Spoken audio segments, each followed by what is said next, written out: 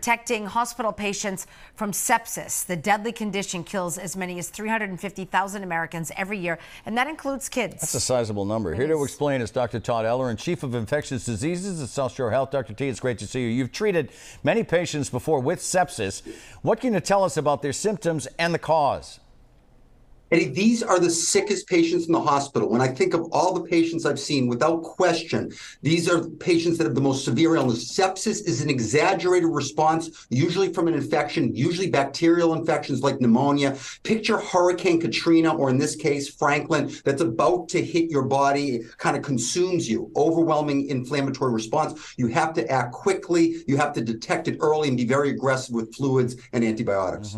So, doctor, the CDC is now urging hospitals to develop what they're calling a sepsis prevention program if they don't have one already. But in the meantime, there are steps that patients can take to protect themselves. Remind us.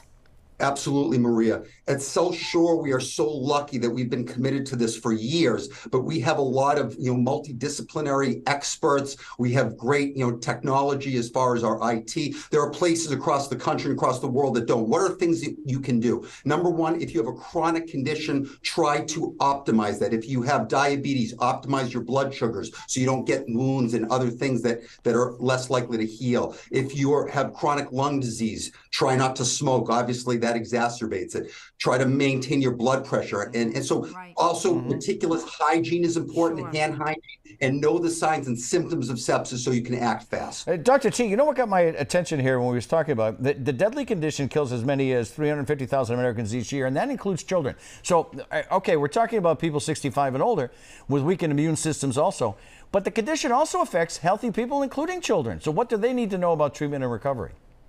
So 1 in 3 patients who die in the hospital die because of sepsis. Most of those are elderly, not children. I'm just going to tell you, for example, when a child presents with sepsis, Dr. Waltzman, who's our chief of pediatrics, and Dr. Hanley, who's the head of the ED, they will have the providers, the physicians, and the nurses huddle and come up with an aggressive plan.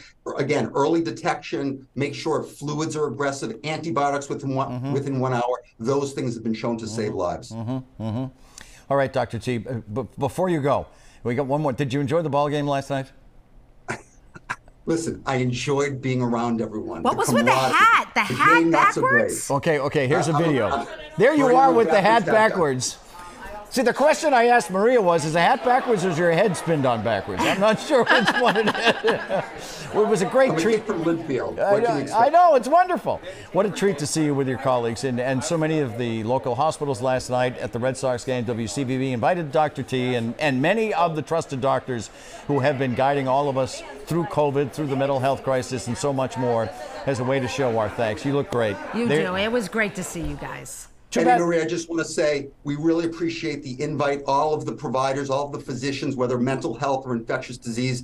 And remember, collaborating together, we get things done when we collaborate. And Channel 5 thanks you wonderful. And all the doctors and all the press people who bring us the doctors. We're so grateful. Meanwhile, all of you should have gone into the dugout and managed that game last night because it was butchered. But that's another story for another day. I would have had someone in the bullpen. That's right. Thank you very much.